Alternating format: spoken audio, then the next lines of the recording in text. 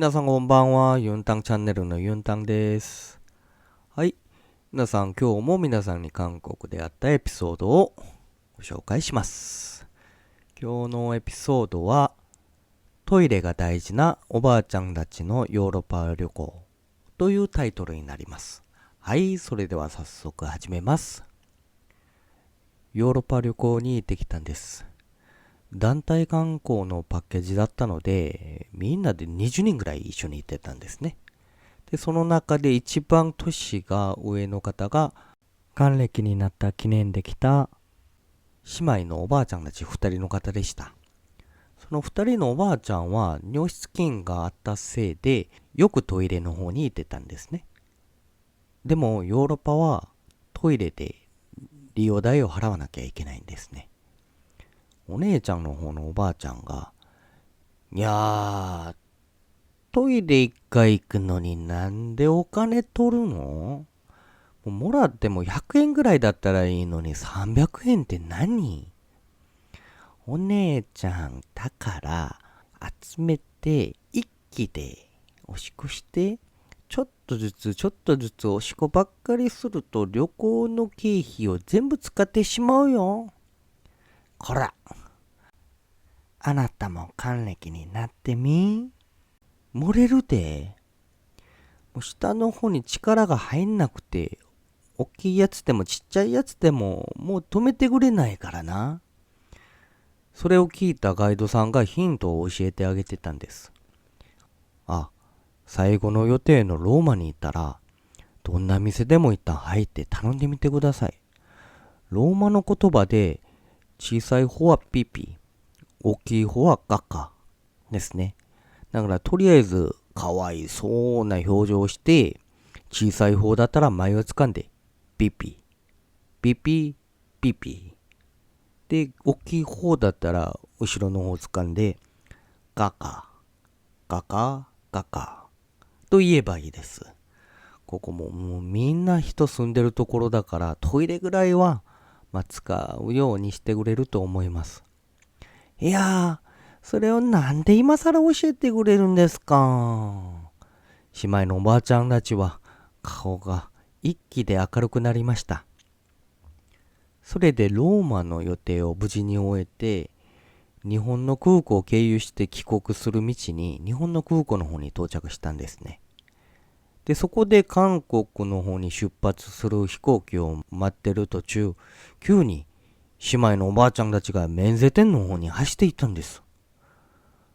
で、免税店のスタッフの方に前と後ろを順番に掴みながら、ピカピカピカピカピカあいごピカピカ。いや、本当に危ない感じでした。でもここはローマじゃなくて日本ということですね。当たり前ように免税店のスタッフはびっくりして言ってました。あ、すいません。はい、何ですか？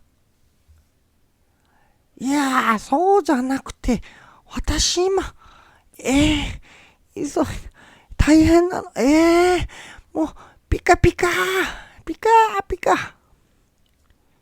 それで困っていった日本のスタッフは、急に、わかったっていう表情しておばあちゃんの手を掴んで走ってったんです。で、その後親切に、ピカチュウの店の方に案内をしてくれたんですね。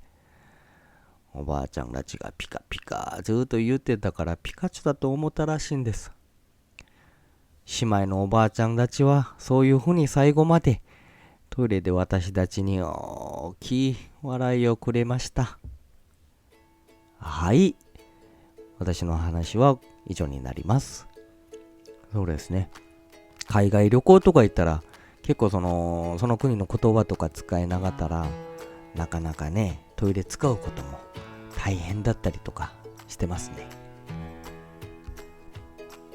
はい。それでは今日の覚えやすい韓国語を伝えたいと思います。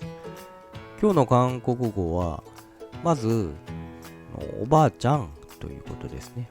おばあちゃんは、할머니、할머니と言います。